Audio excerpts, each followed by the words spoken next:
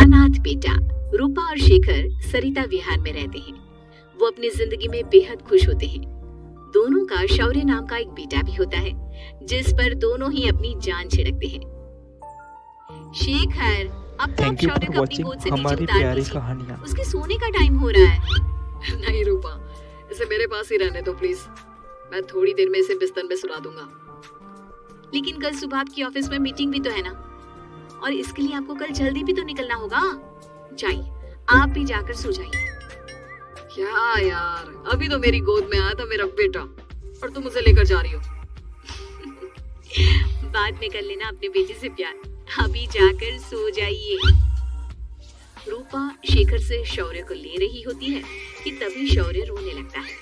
शौर्य को रोता देखकर रूपा उसे फिर से शेखर को थमा देती है। आपका बेटा ना एक नंबर का नौटंकी है, बिल्कुल आप पर गया है वो। साफ बोलो ना, तुम्हें जलन होती है हम दोनों बाप बेटे का प्यार देखकर। पहले बड़ा तो होने दो तुम शौर्य को, फिर देखना वो सबसे ज्यादा मुझे ही प्यार करेगा। देखते हैं। ऐसे ही दिन बीतते चले जाते हैं और एक दिन कैंसर की बीमारी के चलते रूपा की मौत हो जाती है। अब शौर्य 3 साल का हो चुका होता है, जिसके कारण उसकी दादी शेखर पर दूसरी शादी का दबाव बनाने लगती है। शेखर, शौर्य अभी बहुत छोटा है और उसे इस समय एक माँ के प्यार की बहुत जरूरत है। माँ, मुझे दूसरी शादी नहीं करनी। क्या पता जो दूसरी औरत आएगी वो मेरे बेटे को एक माँ का प्यार दे या ना दे। तू रूपा की छोटी बहन वैशाली से ही शादी क्यों नहीं कर लेता? वो तो शौर्य को एक माँ का प्यार पूरा दे सकती है ना।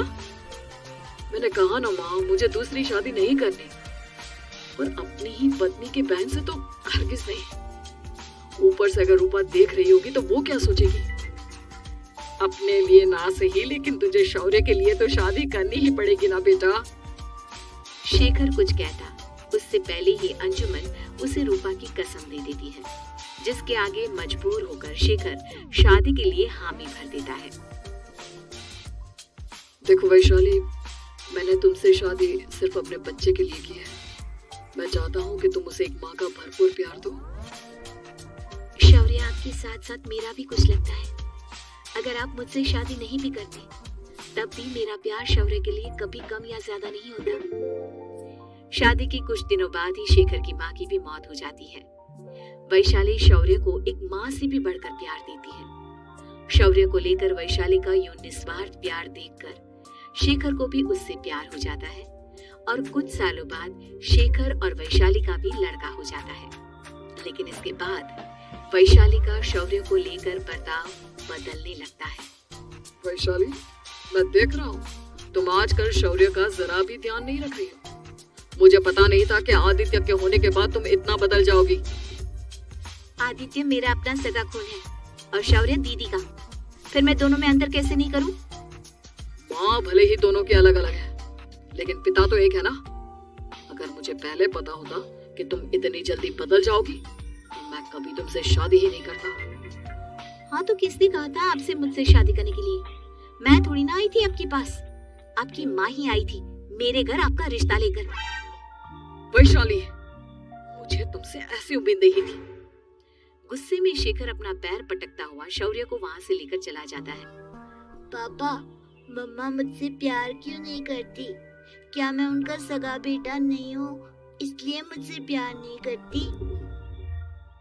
मम्मा नहीं करती तो क्या हुआ बेटा, पापा तो करते हैं ना आपसे प्यार।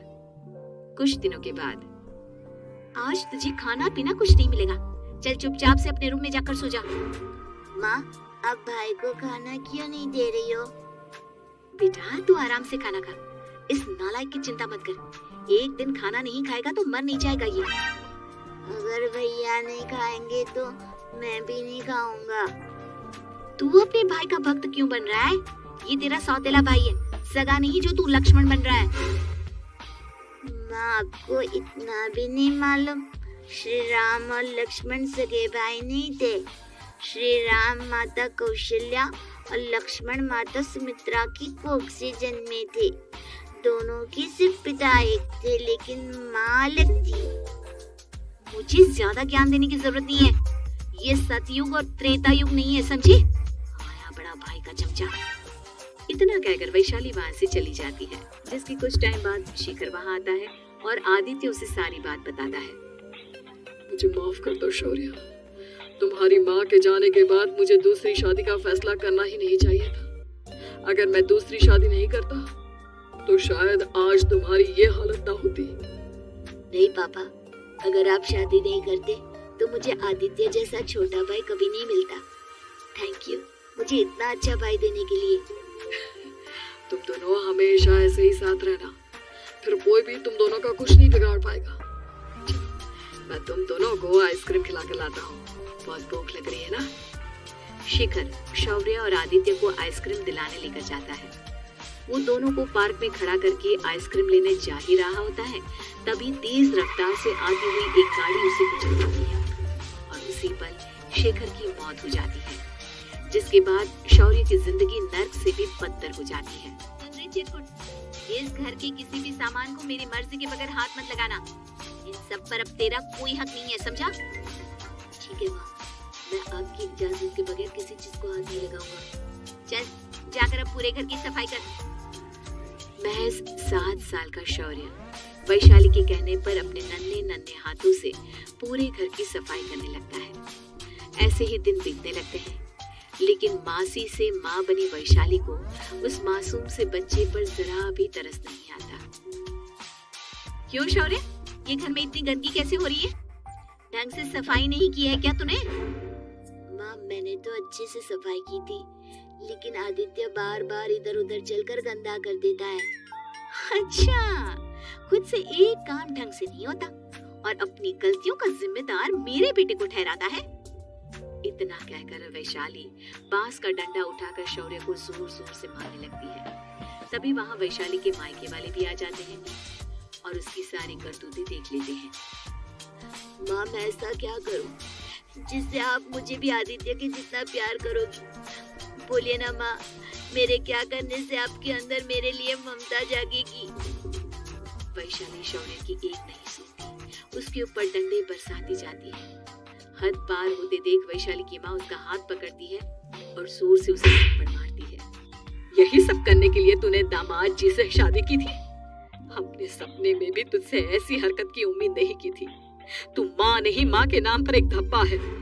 बस कीजिए माँ, आदित्य की इस दुनिया में आने से पहले मैंने इसे बहुत प्यार किया था, लेकिन अब जब मेरी खुद की औलाद है तो मैं किसी और के बच्चे से प्यार क्यों करूं? अरे नालायक औरत, जिसे तू किसी और का बच्चा कह रही है वो तेरी खुद की सगी बहन का बच्चा है। बहन है तो क्या हुआ, मेरे अपने बच्चे से बढ़कर तो नहीं हो सकता ना ये कभी।